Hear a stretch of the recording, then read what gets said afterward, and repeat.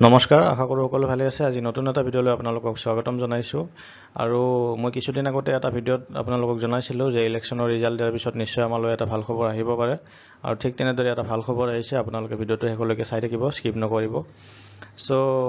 ইলেকশ্যনৰ result আহি গ'ল এতিয়া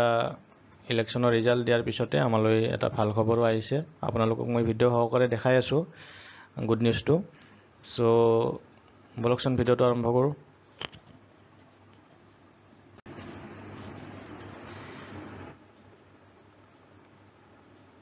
হয় আজি এটা নিউজ ওলাইছে গ্ৰীষ্ম বন্ধৰ ভিতৰতে সম্পন্ন হ'ব শিক্ষকৰ বদলীকৰণ প্ৰক্ৰিয়া আৰু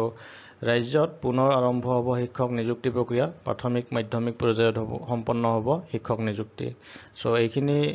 ভাল খবৰ আমালৈ আহিছে ৰণোজ পেগু ডাঙৰীয়াৰ ফালৰ পৰা আমাৰ শিক্ষামন্ত্ৰী সো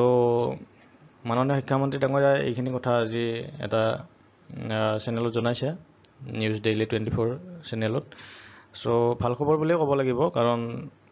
আমাৰ যেহেতু এলপি ইউপি ৰিক্ৰুটমেন্টৰ অলৰেডি বহুখিনি প্ৰসেস আগবাঢ়ি গৈছে এপ্লাই কৰা শেষ হৈ গৈছে সো এতিয়া প্ৰভিজনেল মেৰিট লিষ্ট বা ভেৰিফিকেশন যিকোনো এটা প্ৰসেস আৰম্ভ হ'ব বাকি আছে আৰু মই ইয়াৰে আগৰ ভিডিঅটোত আপোনালোকক জনাইছিলো যে ইলেকশ্যনৰ ৰিজাল্ট দিয়াৰ পিছত জুন মাহত যিকোনো এটা প্ৰসেস আৰম্ভ হ'ব বুলি মই আপোনালোকক জনাইছিলো বহুত বেছি সম্ভাৱনা আছে জুন মাহত যিকোনো এটা প্ৰসেস আগবঢ়া যেহেতু এতিয়ালৈকে গোটেইখিনি প্ৰসেস শেষ হৈ গৈছে অলৰেডি এপ্লাই কৰা প্ৰসেসটো কোনোবা দিনা শেষ হৈ গৈছে ইলেকশ্যনৰ কাৰণে বহুত দিন মানে কোনো প্ৰসেস বিশেষকৈ আগবঢ়া নাই এইখিনি ভেৰিফিকেশন বা মেৰিট লিষ্ট সম্বন্ধীয়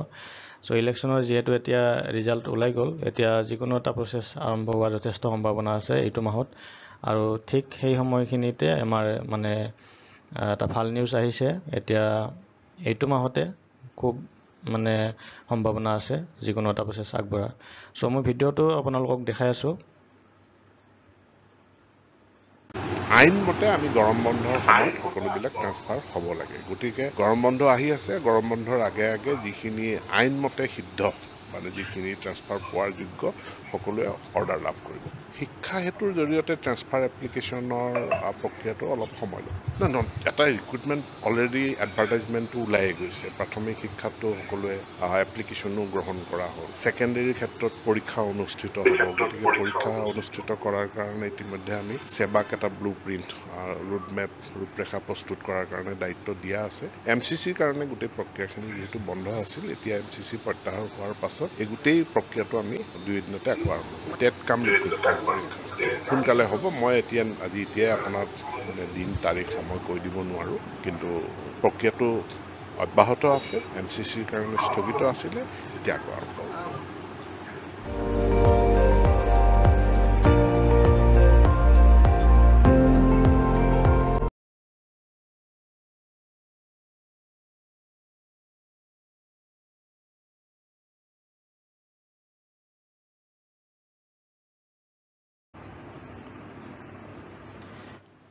সো ভিডিঅটোত আপোনালোকে দেখিলে যে ইয়াতে তিনিটামান টপিকৰ ওপৰত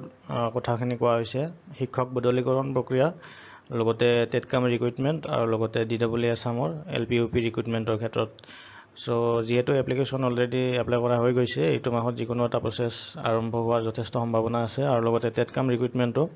যিসকল প্ৰাৰ্থীয়ে টেট কাম ৰিক্ৰুটমেন্ট এইবাৰ দিব GT টিচাৰৰ কাৰণে আগষ্ট মাহত মানে পৰীক্ষা হোৱাৰ যথেষ্ট সম্ভাৱনা দেখা গৈছে আৰু লগতে শিক্ষক বদলীকৰণৰ প্ৰক্ৰিয়াৰ কথা আপোনালোকক অলৰেডি ক'লে ভিডিঅ'ত সেই বিষয়ে মই নতুনকৈ একো নকওঁ আজিলৈ ভিডিঅ'টো এইখিনি আছিল থ্যাংক ইউ